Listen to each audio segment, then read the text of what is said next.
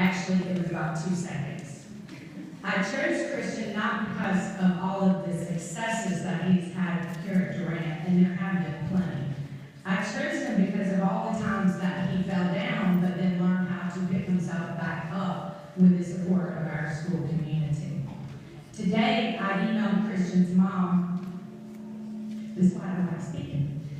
And I told her how proud I was of him and how well he had represented his family and our school this morning, because we had an open house this morning as well.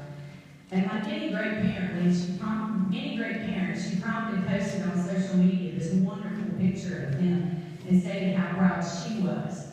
She also thanked me for the times that I had pushed Christian, and she said even when he didn't really want me to. We worked real hard, didn't we, Mama? Yes, we did.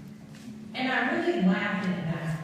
Please understand, I didn't choose Christian tonight because in any way was he a bad kid or a bad student. I chose him because he was a great student, trapped in a 6th grader's body.